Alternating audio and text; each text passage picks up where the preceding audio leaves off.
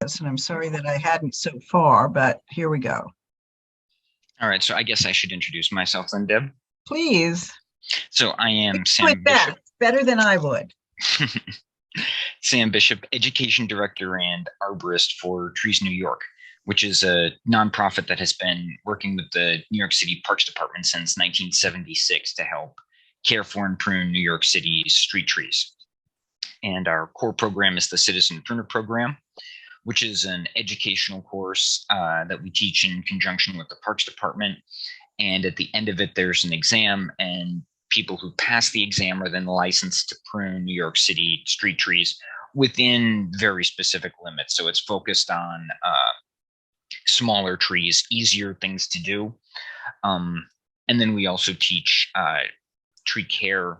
In addition, as part of the course, we work with pretty much everyone in the city who has trees in it, typically a public or a semi-public space, community groups, block associations, religious institutions. We've worked with a couple of things like large co-op developments who wanted to care for, which might have an internal greening committee, but wanted to care for the street trees around their development as well. And then we've also done some big planting projects throughout our history. And recently, it looks like we'll be doing one again soon, but working with the New York State Energy Research and Development Authority.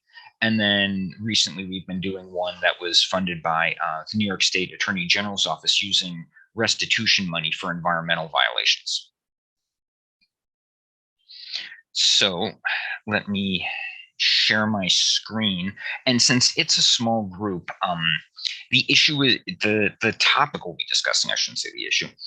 The topic we'll be discussing, it's a little bit technical. It's a small group, so I think it's fine if people will just unmute themselves and ask questions. Right. As we go. This is much more on the technical and planning side, but if people have like specific, tree care related questions as they come up, feel free to include those too. Thanks, Sam.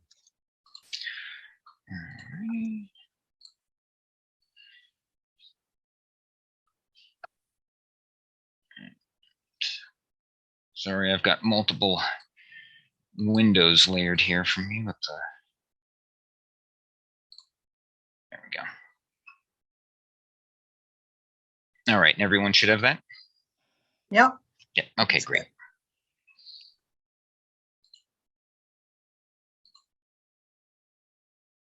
Oops, I don't want that.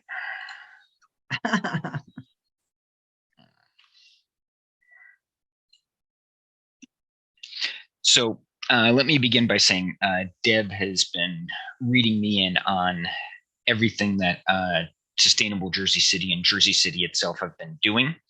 And good job. So give yourselves a definite round of applause, especially for a smaller city. You are well ahead of a lot of places, and you already have a good urban forestry management plan, and you have a good set of urban forestry standards from the, I believe it's your Parks Department. Who controls those? No, it's actually the Shade Tree Committee now. Okay. We split our Parks Department and our Forestry Department, and the Forestry. Okay. Yeah, so actually in that case, you could theoretically wind up with two sets of standards then, or maybe standards driving in two different directions. No. The Shade Tree Committee actually develops it, works periodically, checking in with the forester. Ultimately, he signs off on it. Okay. All right. So just talking about what standards and best practices are, I don't know how familiar people are with these things, and in their work lives or from other contexts.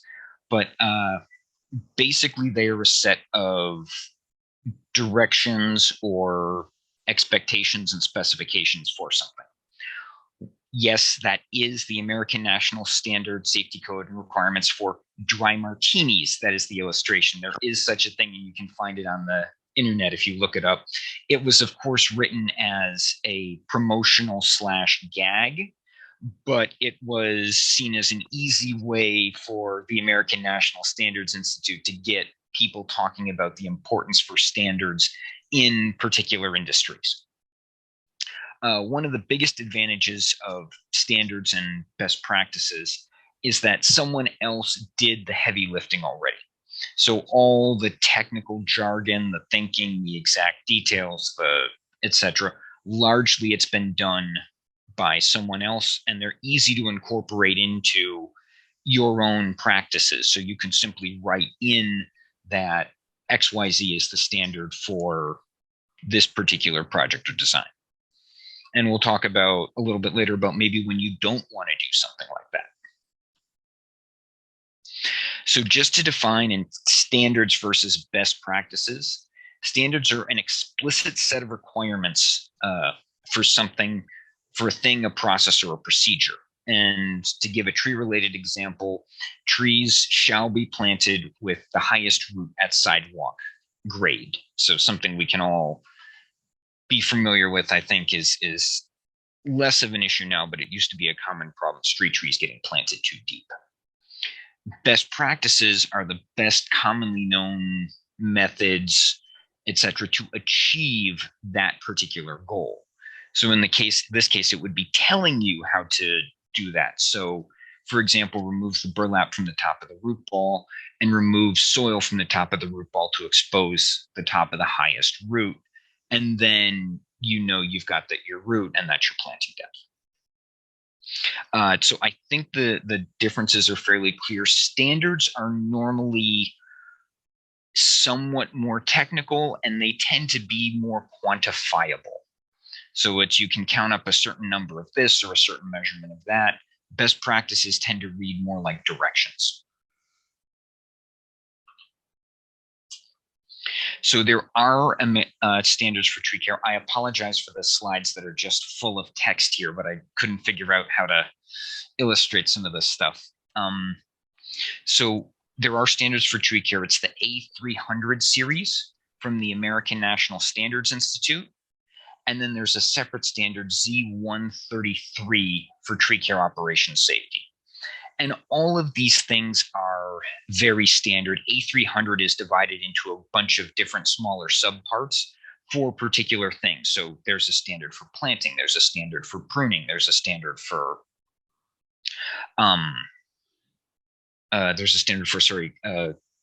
construction around trees, things like that. The Z133 tree care standards, the tree care safety, that is very, very standardized in the industry, and almost everything refers to that. Do people always do what they're supposed to according to the Z133? No, but it's sort of incorporated into almost all standard training stuff. And a lot of what most places do, you would see pretty much meets with the A300 standards, but not always. Standards, in this case, it was developed by it's created by the American National Standards Institute, but it was developed and they developed standards with obviously a huge amount of input from the trade and the profession that they're developing the standards for. In this case, one of the major sources was the International Society of Arboriculture, and another was the Tree Care Industry Association. Standards represent, when you're referencing the standards, they represent the current most improved standards. And in the case of best practices methods, probably, maybe. They don't get revised all the time because it's a really big process. They have to bring industry groups together. There's a lot of back and forth. They have to decide, have things improved enough? And then they have to actually write them and put them out there. So recognize that in some cases, there may be new, very high-tech improvements, especially given the speed that a lot of high-tech fields are developing, that the standards and methods haven't caught up with. The other nice part about them is they cover areas you may not have a lot of expertise in them, and usually pretty well. So if you don't want to write the standard for, say, tree cabling because you don't know anything about tree cabling, easy, there's already a standard for that. and you can just reference that and know that you're generally going to be good with that standard. Standards, as I said before, they're generally accepted. The profession is typically at least familiar with them, if not already practicing them and already conforming to them. And then I would say if they're not, if your contractor or whoever isn't, that should require a good explanation from them as to why, because then they're going to have drifted fairly far away from what the industry is doing. There may be individual situations where it's relevant for them to do that, but as a general practice, probably not. As I said before, you want to make sure, though, that they match the standards and best practices, make sense with your situation and your resources. By definition, obviously, because these are intended to apply sort of across the country, they have to be written very generally, and they try to be as inclusive as possible. But there are always going to be situations and cases where they don't necessarily fit well with what you're doing. It also may be that they are not inclusive enough, and you may want to add additional standards or best practices depending on your situation. That kind of goes with the next one: incorporate local knowledge and best practices if possible. And that's when you're developing your standards. So you could write a standard as, say, referencing the A300 series plus, some appendix list of standards on a tree care document or a contract or something like that. And then finally, the other problem with standards is for lesser used or specialist techniques, this kind of gets back to that new technology problem. Standards and best practices may just not exist for them yet. I'm going to wander into the outer edges of the tree care industry here, but for tree risk assessment, especially for trees that have had accidentally damaged root systems and may be unsafe, there is a developing field of specialization where they will actually put strain gauges and a device that measures the angle that a tree's trunk is at on a tree, and then pull the tree with a winch a very, very small amount, literally less than 1/4 of 1 degree, and see how much force that takes. And from those pull tests, there's now enough of a database of those that they can say if a tree is safe or not. But you're not going to find, ANSI standards or best practices on those, because the technology is relatively new and still very rare. There's only a few specialist organizations that do it.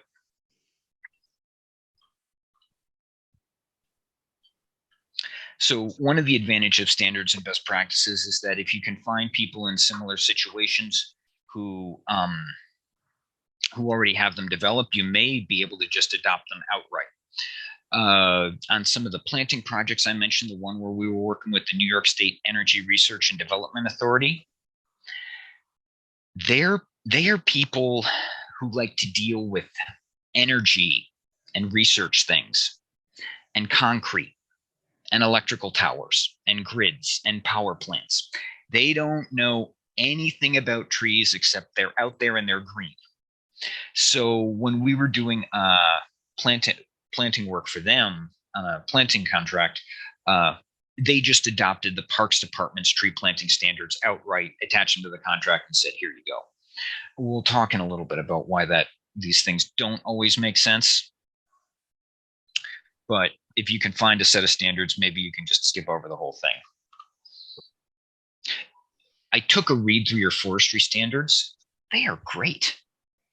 I can see there's maybe been a little bit of lifting from the New York City Parks Department standards, which a lot of lifting. They arrived hot off the press as something then we adapted and shaped here a few years back. Which, by the way, is the norm. But you've also done all these standards best practices, including the exposed planting area calculation on page 11 for your tree beds, which is great. It's a huge issue, and I've never seen another urban forestry program that actually worried about how much soil within that cutout in the tree bed was getting paved back over with pavers or something like that. So, I mean, you've already done a very good job with this. Well, I wish it was adhered to. Mm-hmm. You know, that's the other banana in these instances, right? Yeah, Great standards, but not enforced. Yeah, and well, that's always the other challenge is doing that. But a lot of the time, it's even just getting the standards through is a big lift.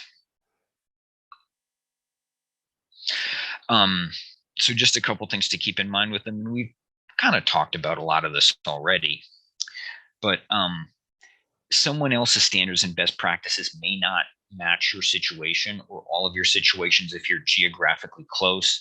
I was taking a look at, I couldn't find a good one that would make a good slide, but I was taking a look at some of the U.S. Soil and Water Conservation Services soil type maps. And Jersey City has somewhat different soils than New York City. So that's a case where, okay, yeah, I've got New York City's planting standards here, but I might want to be aware that there's something in my environment, even if we're geographically close, that's a little different. And I might want to consider accounting for that. Examples just for here: soil type, species planted, flooding. New York City Parks Department, this is a little bit inside baseball, but it's not a secret, has developed and is in the process of continuing to refine a map of flood tolerant and specifically saltwater flood tolerant trees. Okay. So if that's a concern, or maybe a concern for part of your area, but not all of it, again, something you might have to make a note, a separate line item in your standards. So the flood tolerant tree list, did you say who was developing that? New York City Parks Department. Right. 40% of Jersey City is considered in a flood zone. Yeah, I have to try and get my hands on a copy of it. So if I do, I'll send it over to you. That's great. Thanks, Sam. The other thing to keep in mind with best practices and standards is your available resources. Deb, this gets back a little bit to what you'd already said about enforcement, but there's no point in creating a standard or a best practice that the available resources aren't going to let you meet. Normally, this is just something automatic, but it's worth just kind of thinking about in terms of things like for trees, it would be really hard to do permeable paving requirements, say, or if you know what suspended sidewalks and silvacells are, that's where you dig out the entire sidewalk around a tree bed, not just the tree bed itself. Basically, you insert a plastic scaffold in there, and then you're rebuilding the sidewalk on top of that. And the idea is you can put a huge volume of good soil in there. But obviously, that's incredibly expensive because it's a major construction project. So there's no point in creating a standard or something like that for that if it's not something you're going to reasonably have the resources to do. You also want to make sure you retain a means to modify or waive elements if necessary in a reasonable time frame for ongoing operations, because sometimes situations just surprise us or change on the ground, or you might have someone in the middle of a planting contract and they've got, say, 100 trees and they've got 5 in some unique situation that requires some kind of change. So you want to make sure there's a way to do that during an operation written into the standards, just because it saves a lot of time when someone's out. When you've got a crew in the field, time is money. Periodic review is important. The existing standards, they do that. Especially the more technological your standards are, obviously the faster it's going to have to review. And then balance cost with achieving the standards. You can write these beautiful standards, but if it runs the cost of things to the point where you're planting 5 or 10 trees a year, you're probably overspecified on the standards. Okay. So for relying on other people's standards, so I've decided to do this in a little pictorial. So This was from a tree planting project we did. It was a mix of different trees. So this is part of the street trees part. And this is one of the ones where we were required to use the Parks Department's tree planting standards all the way through, public tree planting standards all the way through. So on a street like this, you know, it's a busy shopping area. There's going to be lots of foot traffic, even just from people parking next to the trees and going in and out of the malls here. The staking requirements, so those two wooden poles and the ties, makes perfect sense. But because the requirement was just written into the contracts and there wasn't really a good way to waive it, we also had situations on that contract like this. This is at a New York City Housing Authority site where you had trees that were in spaces that were effectively behind fences. Lawn trees had very little or no real ability for the public to interact with the tree. And we still had to stake them. So it added cost, it slowed down the planting a little bit, to no real benefit, but there wasn't a good way to waive the standard in the contract. And in this case, a lot of places would say, you know, oh, it's worthwhile to stake for the first year. We've generally found that you don't, at least on something that's not going to get public interaction, you typically don't need to.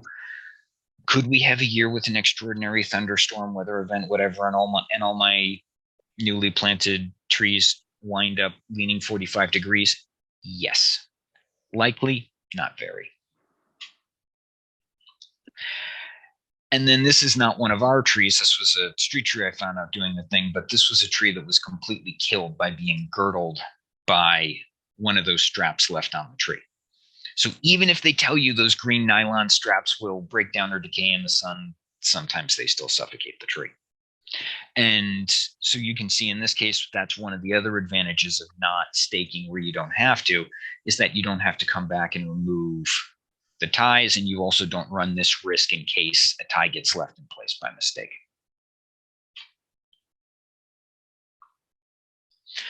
All right, so going from the more detailed to the really big picture.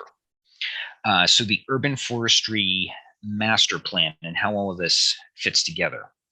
So the urban forestry master plan is like the grand scheme, the grand vision.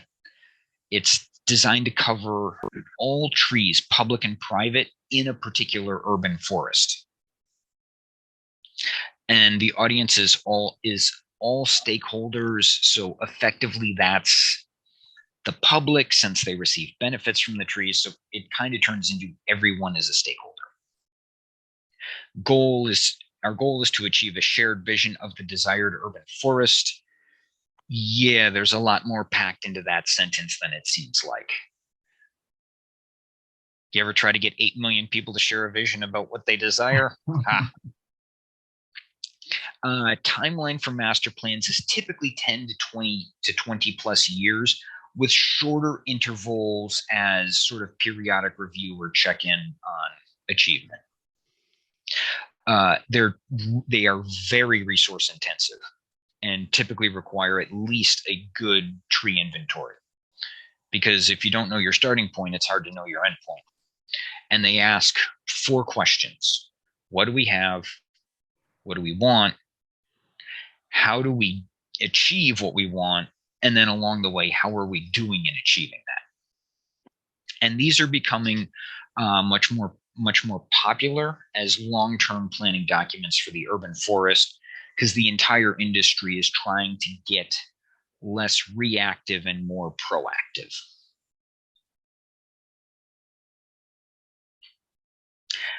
As an example of one particular one, and you can go online and find a huge variety of these from cities of every conceivable size. Columbus, Ohio, I've got their URL up there for the master plan.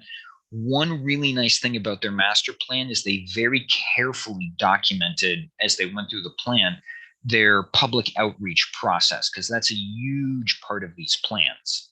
They typically represent a vision that hasn't achieved political funding yet. So public buy-in is important, and to do that, you have to make sure that the public feels heard, acknowledged, and that the things that they want from that master plan are being achieved, at least to some reasonable degree.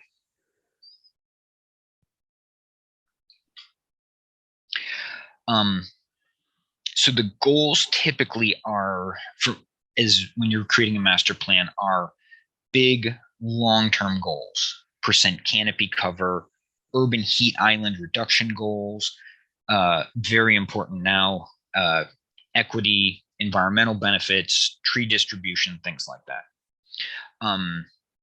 They're also a place where you may need to think about legislative and regulatory changes to support those long-term goals. So things like zoning, tree protection ordinances, tree planting requirements for development, agency and institution law changes, things like that. I'm not saying you necessarily achieve them or develop or articulate all of them through the master plan, but the master plan is at least the place to think about them and make a list and say, these are things we think we might want. Master plans are driven by analysis, and that's usually where they get complicated because they get very data heavy very quickly. You can generally run them off just an inventory. For New York City, the Nature Conservancy has developed an analysis of the urban forest. It's not a master plan, but it's sort of like the first step of one. And in this case, they were doing some very expensive things. They were doing LiDAR flyovers of New York City. Sorry, that's basically shining lasers down on New York City from planes flying over, so they can get the height of the objects that they hit. And then they can calculate from that height, they know if that's canopy, a building, et cetera, using LiDAR and using some other techniques too. Yes, it's as expensive as it sounds. So goals may be determined by more complex analysis of the area. It can be driven, the analysis varies in different master plans. There's no sort of set requirement. It can be driven by whatever the people in that place want in that master plan. And they use a variety of analysis levels. Some are fairly straightforward, and it might be just canopy cover goals or even just tree stocking goals. And some can get very, very detailed.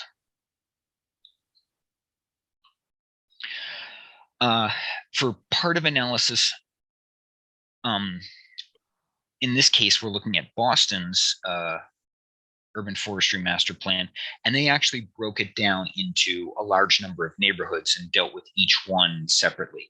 So this is sort of central Boston, the part that people typically think of. And they even went so far as to add in their sidewalk widths. Wow. And use that as a planning tool for looking at potential planting spaces. Or did they want to do something more intense than just tree beds and say, because you can see with that 14-foot plus sidewalk width at the bottom, and they're saying this is an opportunity for extra wide tree beds, maybe double rows of trees, things like that. Are you saying they got that off the LiDAR? No, this would have been right-of-ways. Typically, departments of transportation will have very good, because it's full of engineers, they will already have very good data sets for rights-of-way. And they'll already know the sidewalk widths because they normally have to have all these things mapped. Okay.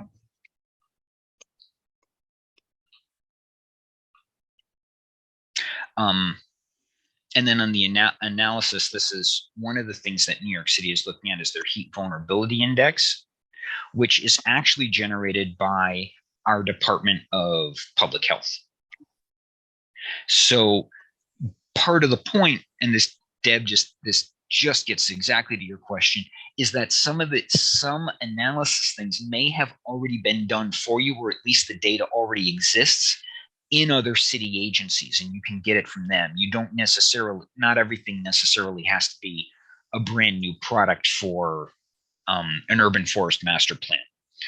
In this case, the Parks Department has already started to act on this. They've been planting in the highest risk neighborhoods. That's the darkest ones on the map, the 5s, and then they eventually work their way down to the 1s. But they wanted to start with the most heat vulnerable neighborhoods and work backwards for their current street tree planting.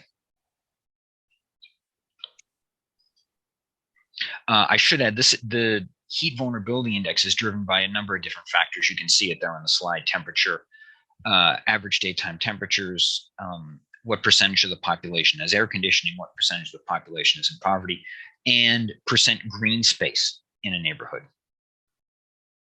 Did you ever do a on-ground UHI analysis? Urban heat? Mm-hmm. In New York City, I know that, a couple of the boroughs, we were part of a national heat watch study last year, and I think Brooklyn participated. But those are a bunch of mobile sensors and people driving around and collecting data, like a citizen science project, where this, I guess, is pulled together from other data sources. Yeah. Surface temperature is I'm guessing it's probably satellite data. And I know that the Parks Department has done some of its own small studies on surface temperature and particularly heat vulnerable neighborhoods. Unsurprisingly, the surface temperature, it doesn't change a whole lot from year to year or even decades. So the map looks much as it did, if the data was dated 10 years ago or 15 or 20 years ago, which is not to say that it never changes, but it tends to change slowly.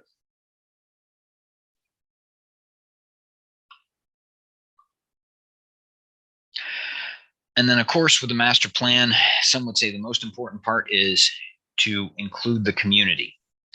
And this is one of the things that makes them very expensive, is there has to be a very long process of public outreach, polling the public, collecting public comments, processing all of those back into the master plan and adjusting the master plan to those.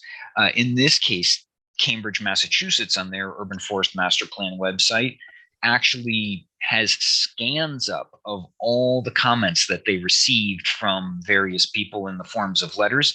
And so that's what you see here. These are all just links to whatever the particular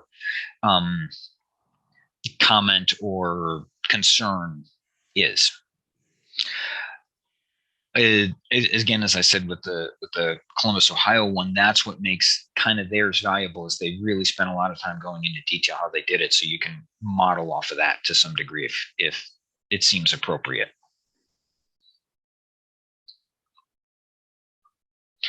And this is just more from my personal experience, but coming issues to think about in master plans, since these are supposed to be long-term plans.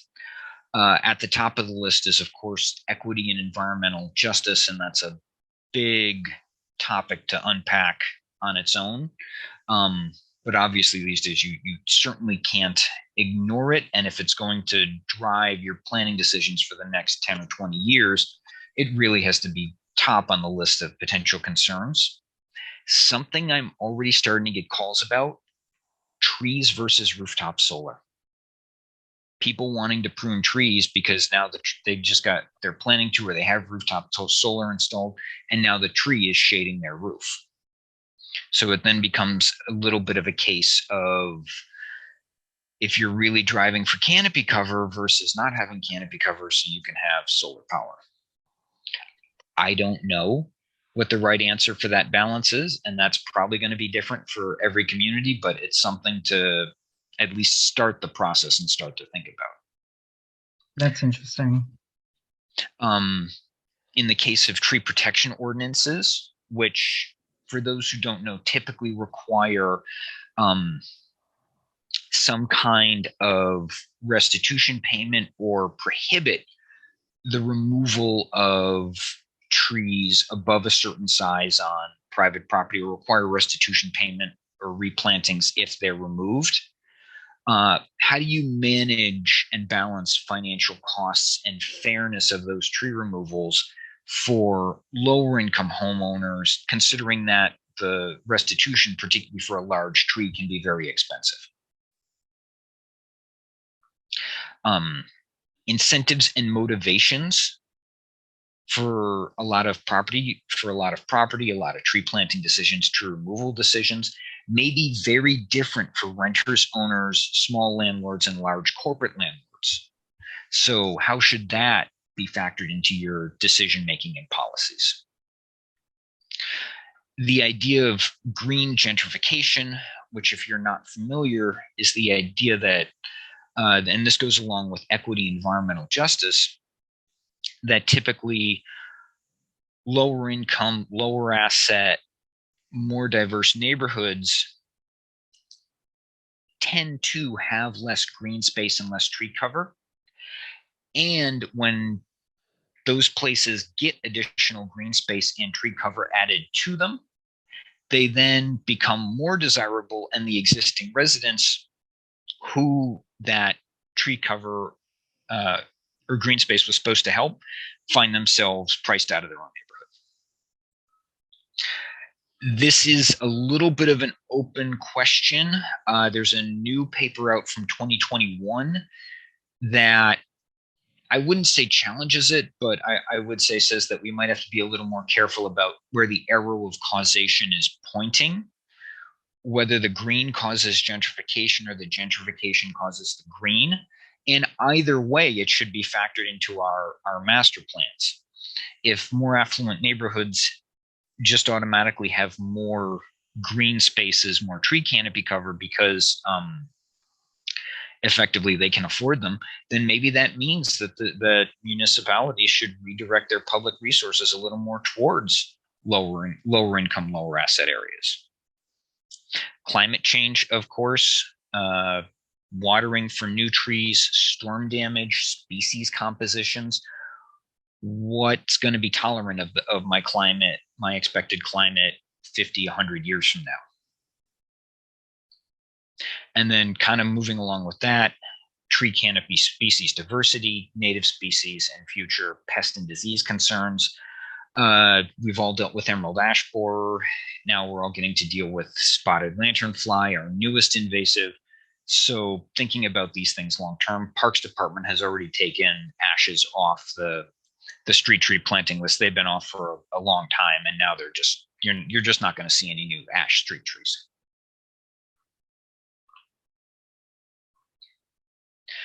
And it's important to get the distinction between a master plan and an urban forestry management plan. And an urban forestry management plan, and yes, I have a football diagram here because it's much more like a football playbook. It is specifically how we do a thing one step at a time in a short term. It's somewhat driven by high level planning, but it's much more focused on sort of the here and now. What are we doing next week, next month, next year? Urban forestry management plans, they normally are limited to publicly owned or controlled trees. And their audience is typically the city employees, agencies that deal with the trees, and potentially as an additional group to that, if the city's hiring them, private contractors. The goal for a management plan is proactive maintenance, to get ahead and deal with your biggest problems and get ahead of your problems.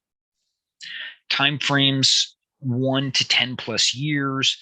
A longer time frame normally would include periodic updates or some kind of review to just make sure that the program is on course. Typically less resource intensive because it's really kind of the technical nitty gritty. So there tends to be a little bit of public engagement, but not that much. They still require an inventory because you need to know what's out there before you can figure out how you need to be managing it.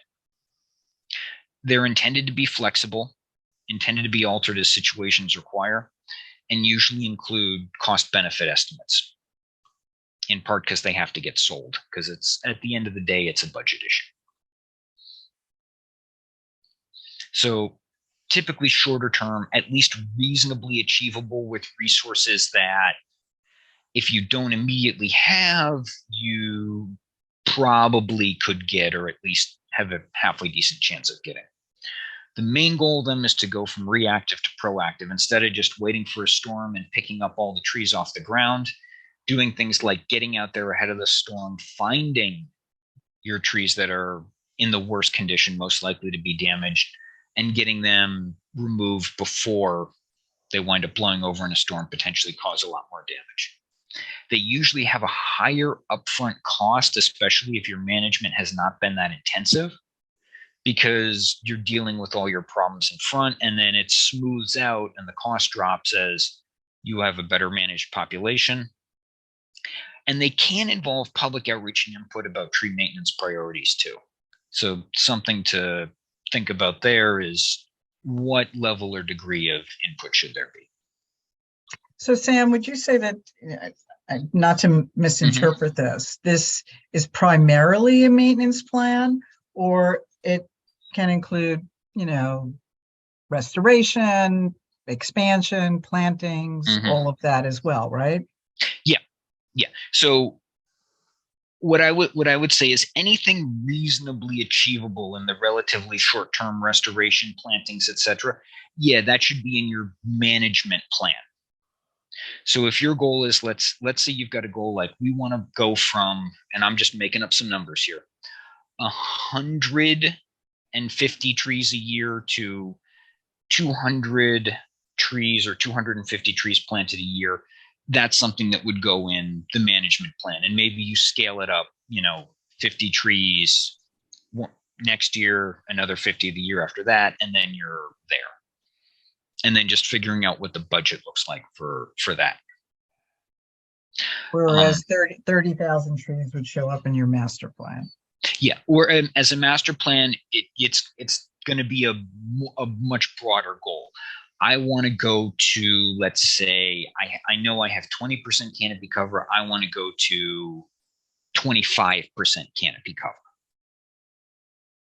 Urban forestry management plan, it's really about just telling all the people who do the tree work, this is what you're going to be doing for the next year, 2 years, 5 years, etc.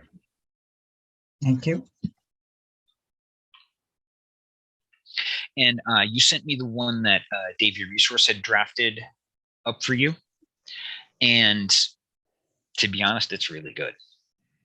Yeah, that I hope gets mapped to the renewal of our community forestry management plan. But that was a partial inventory and risk assessment, I guess. Well, no, it's a full management plan. Like they have a plan. They include the breakdown of in the plan. They do a fairly detailed discussion of what your forest looks like now. They look at your species composition. They say you're a little high on a few things, but generally you're okay. So in a management plan, it would be like, okay, let's say we've got too much. I think they said that you had too much honey locust. I could be wrong about that. But they said, okay, you're a little over where the ideal is. So let's say in a management plan, you say, we're not going to plant any honey locust for the next 3 years. Give the other species a chance to catch up. Okay. Their plan is really good. It goes sort of it's defined year by year. These are the goals. This is the costs. They've basically got most of the trees risk assessed, and a big chunk of the plan is just going in and getting rid of the high risk trees. And that'll be a liability reducer. There's some other advantages that might stem from that. No pun intended there. Sorry. Including typically that kind of thing where you're managing tree risk makes the city attorney deliriously happy. Yeah, this protects us a bit. Just a little side story here from the New York City Parks Department. Parks Department changed the way they dealt with high risk trees that they had to remove, or dead trees that they had to remove, I should say, because that's what it was. And it used to be they would just take them in the order they came in. Whichever tree got there first, you start at the top of the list, you work your way down. Now they send out a forester, one of their tree experts, to assess every tree and do a risk assessment on it. So something like, say a tree that's been in the ground for 3 years and it died. Small tree, otherwise healthy, very low risk, low consequences if it did fail. That's going to be way down the list versus, like, let's say you've got an oak that's 2 feet in diameter and is totally hollow and it's dead. High risk tree, that goes right to the top of the list. The public was so mad. The public was so mad. Because what it meant was that they used to be able to call and they knew they could get a tree removed usually within 30 days. Now, though, if their tree was a low-risk tree, it was taking much longer to get it removed because the city was specifically going after the high-risk ones. And in the plan that Davey worked up for you, they also recommended a 5 to 7 year pruning cycle, and they budgeted it out 5, 6, and 7. What 5, 6, and 7 pruning cycles would look like in terms of a working budget.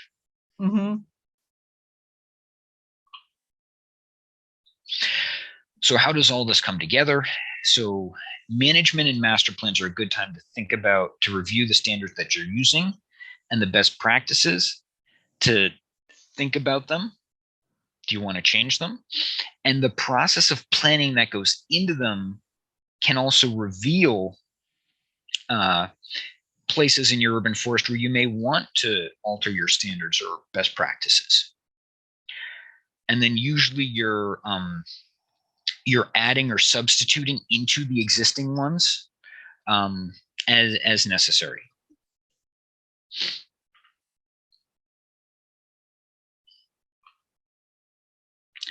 And then finally, one warning: if you start looking for stuff on the internet, there is the something plan. And there has been a bad habit out there of mixing elements of management and master plans into some sort of hybrid that is kind of some of both and neither totally of the other.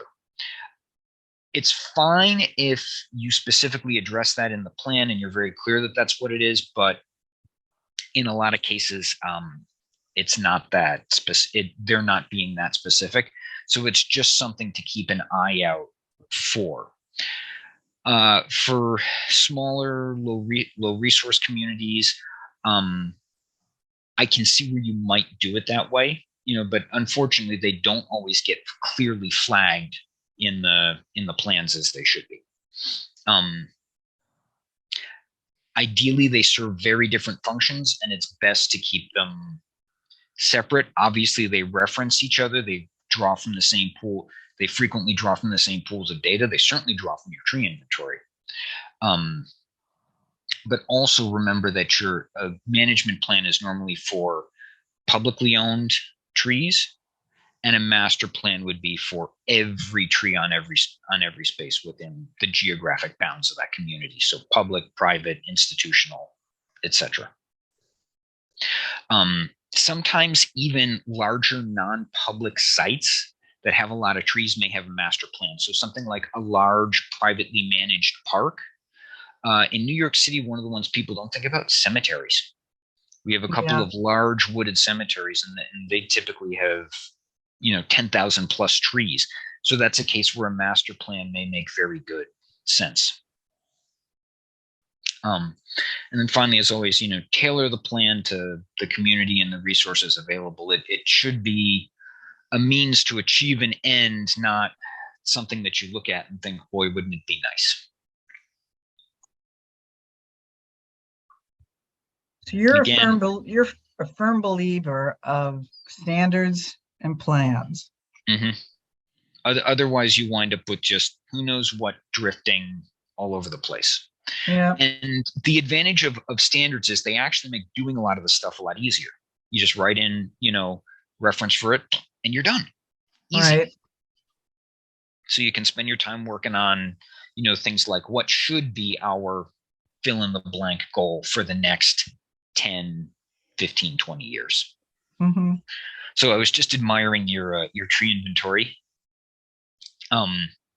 And like I said, Which one? This is the one from the Jersey City website, From, the portal through to Esri. so are you talking about SJC's inventory or Davies inventory? I think this is Davies. Okay, I think they're yes, using Davies info. that's a partial inventory. We hired them back this fall, so over the course of the next year, they'll complete the entire inventory. Mm-hmm. It doesn't include private property, obviously, but it will include, it's still questionable whether they'll have time to inventory the parks. Mm-hmm. But they will do street trees. Yeah, I mean, even if you just get all the street trees done, you're in. Yeah, you're in a really good position. Mm-hmm.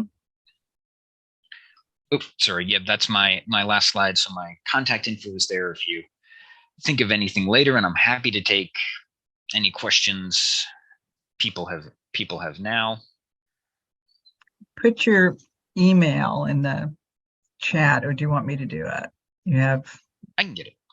Okay, thanks. Well, that was great.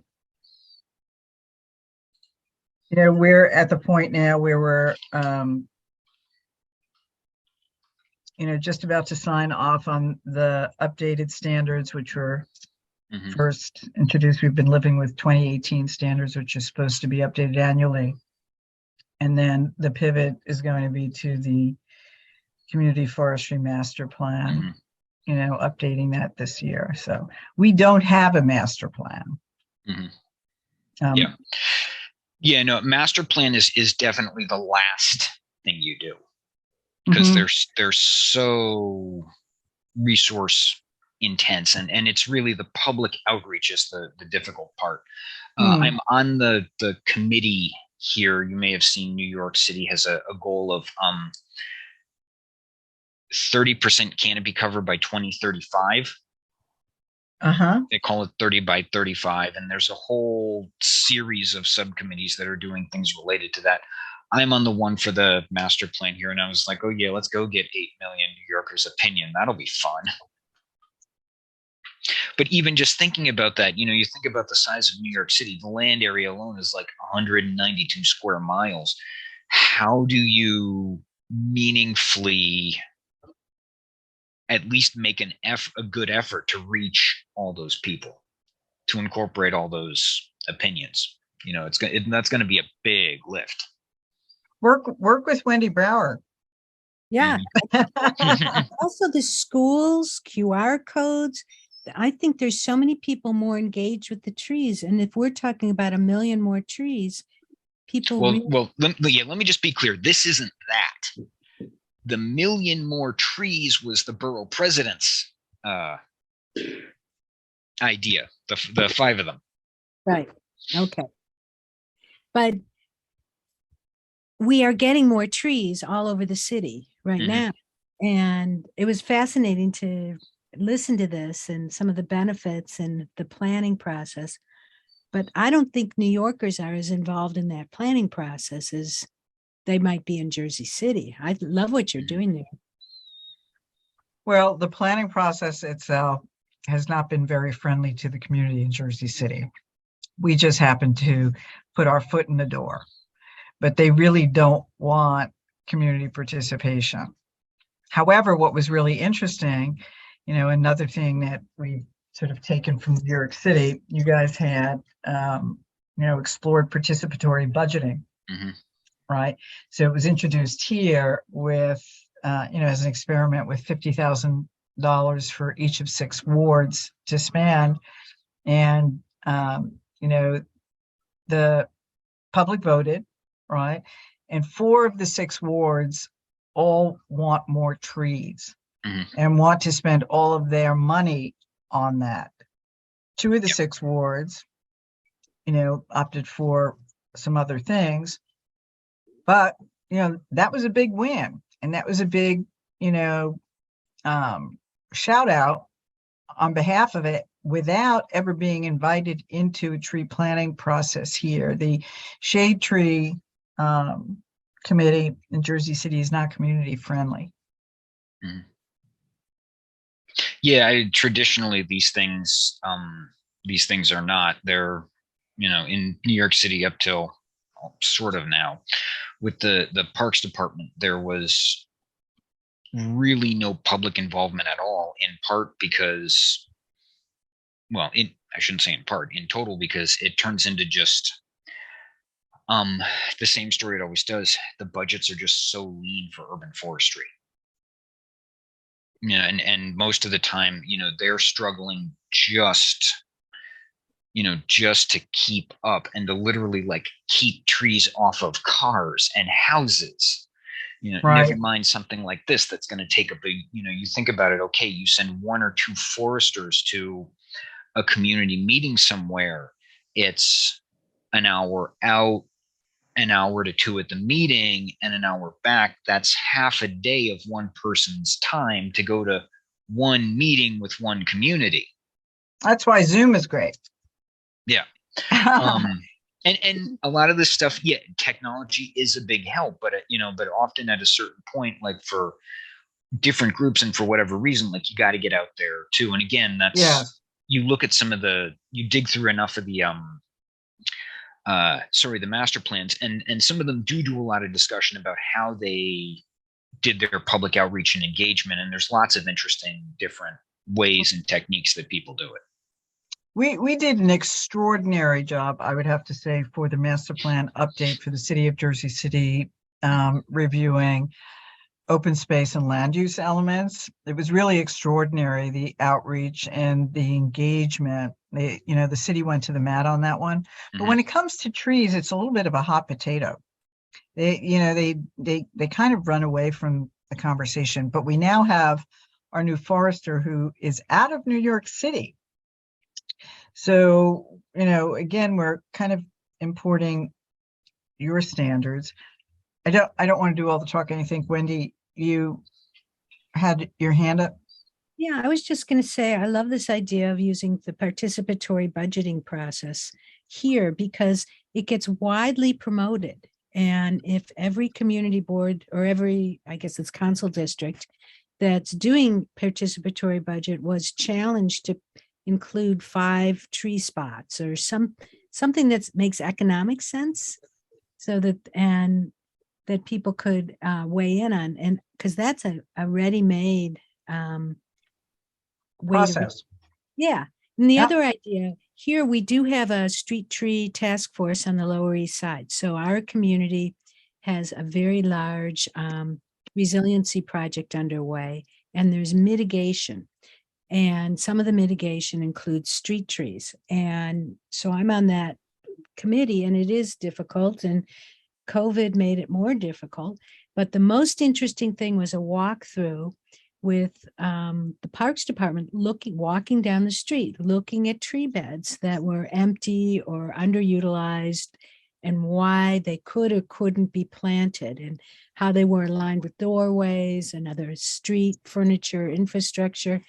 It was very eye-opening. And I would think if that could be videoed, I bet a lot of people would gain some real insight into good places for street trees, because it was very surprising. It was interesting. Yeah, it's funny you mentioned that for 2. One is I was just wound up answering an email basically with that question on a small scale today for one particular site.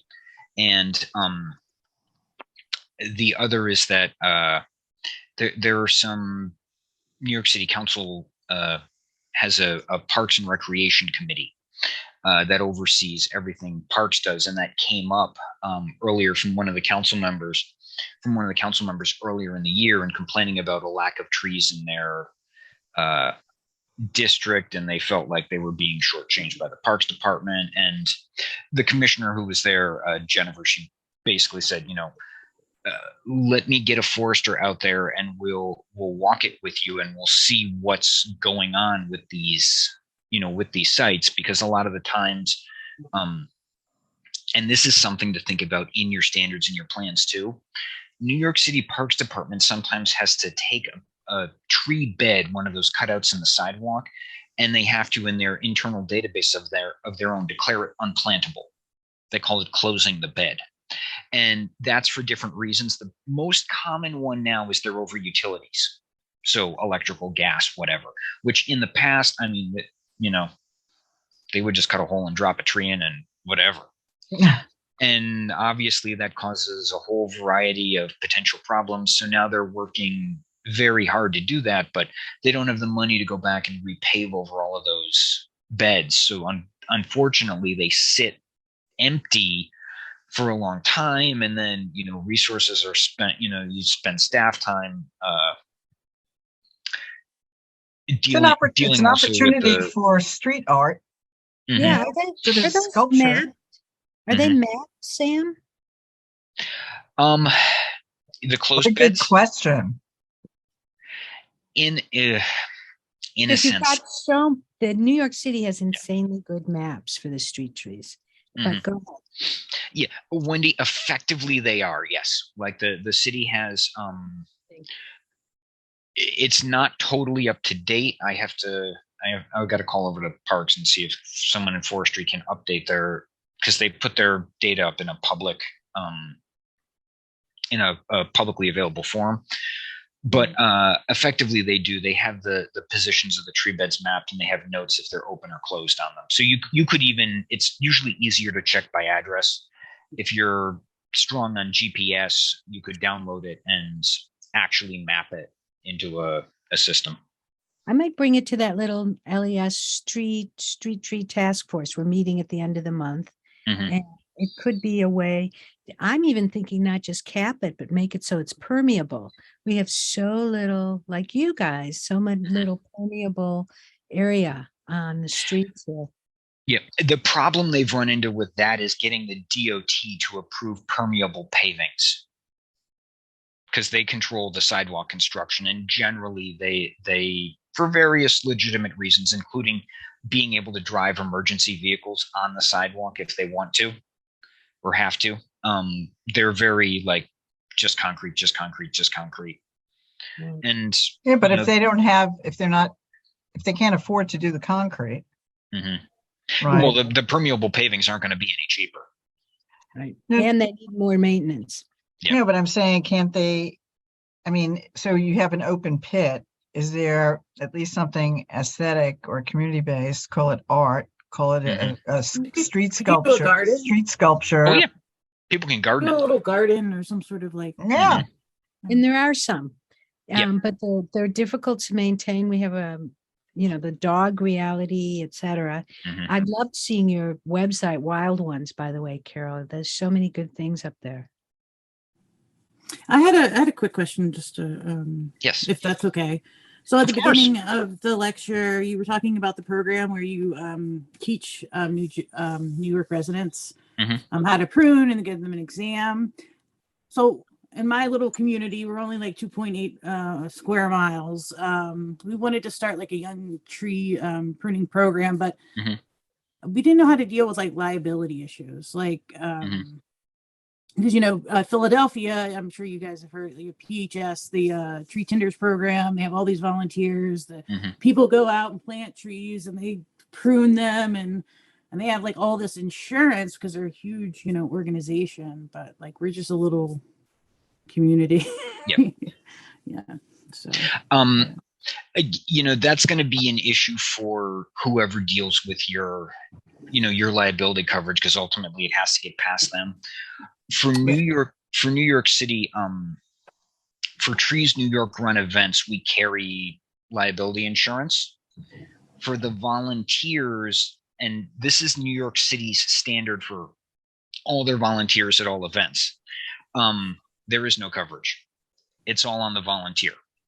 So they sign like a waiver or something? Yeah. So so if you're out, so I thought about that, but I don't know. I'm just gonna go over. So if they have someone and they're out at a planting event and someone has a shovel over their shoulder and they turn around and smack someone in the face with it, a la the Three Stooges, it's between you and whoever hit you with the shovel. New York City is not interested. Right. Does anyone have any where is these days, and Sam, I periodically ask you the same set of questions. We've had the conversation about liability, and that's been interesting. The different townships do things in different ways. So, but we still can't swing interest here. they feel that it's a big liability issue to allow tree. So I had pruning. a question. So are you familiar with, like, getting certified through NJ, let's see, NJ, Yeah, the NJ, the UCF, basically like Community their Forestry. tree professional You have a standard. forestry plan and you're approved, and Mhm. you're actually a commission. And I think you volunteers, like the towns won't be liable. The state will cover any liability issues if you're a commission, but not a committee. Like, I don't know if that works. Does anyone?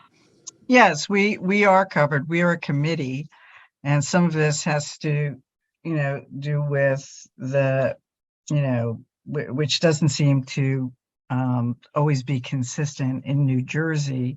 If you are there's a certain status of municipality, but I've found other municipalities that share the same status as Jersey City that have commissions.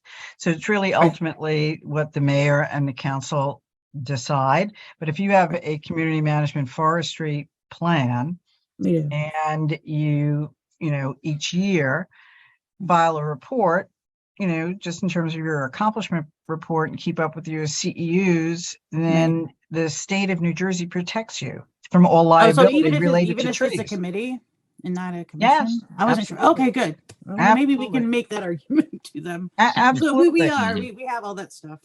Yeah. So just a quick question. Anybody know where funding has come from for tree canopy restoration these days? Any new money out there that people are aware of? I think there was. Oh, go ahead. Sorry, is this a New York City specific or New Jersey or everybody? Everybody, and where is New York City getting its money from? What money? I think it's considered capital project, right? So I think. Yeah.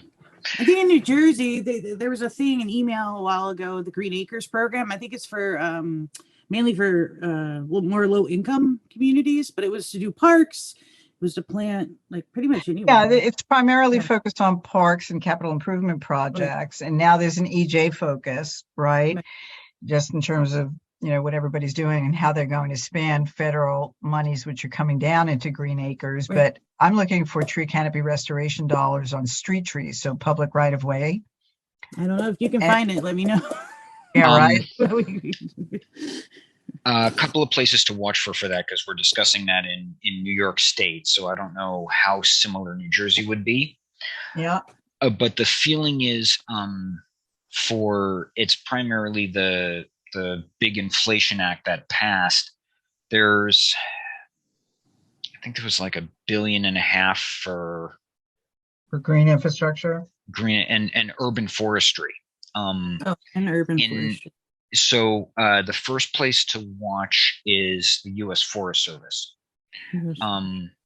It's not totally clear how they're going to do it, but at least some slice of that money is going to get pushed down to the individual states, and then it'll be on the states to redistribute that money. So we're somewhere along in the process for New York State. It looks like the state has the and some of this is still not totally determined yet, but New York State looks like it's going to be getting some more, and it looks like it'll be coming through for us, the Department of Environmental Conservation. Okay. Thank you. And that's at least partially. The Forest Service has done their own grant program, run their own grant programs in the past before. So with a big pool of money, they may be doing it too. Okay. So the Department of Environmental Conservation is New York State Department, correct? Yeah. Yeah. So they're basically New York State's environmental protection and services department. So they regulate pollution, they regulate water bodies, etc. So the counterpart to DEP here. Mm-hmm. Okay, great. Thank you for that. Any more questions for Sam? Sam, that was great. Oh, you're All very right, welcome. Melissa, what was your question? Oh, just one more. I mean, we have a community forestry management plan because we're required to stay certified. Yeah. I don't think we have our own separate master plan, and we have like stuff in the town master plan, right? But like not a separate master plan. I don't know. Like, so do you hire someone to do that usually, or is that just like community? Like, Melissa, almost everyone hires at least part of that out. okay. The Columbus plan will, and almost, I looked through a couple of plans and just completely randomly, no scientific method, but Davy Consulting Group, who did Jersey City's management plan, they appear in a lot of them. Okay. And typically there's multiple organizations brought in to help do these things. Often the outreach is done at least in part is farmed out to some other organization that specializes in outreach and communications and that kind of thing too. Okay. But given where it sounds like your community is, like, I love the ambition, but recognize that's a big lift. Well, I don't know. We're pretty spunky, our little group, so we get stuff done. Thank you, Wendy, too. Appreciate this, everyone. So what we always do is put the recordings on our website. So this will be posted on SJC's website as well. So see you for the next one, which is on the 30th of this month. And it's the Young Tree Pruning talk by Kieran Hunt. So circle back if your calendar permits. Sam, be in touch with you. Thank you so much. Thank you. You're very welcome. Thank you, everyone. Wen, talk to you. Bye, everyone.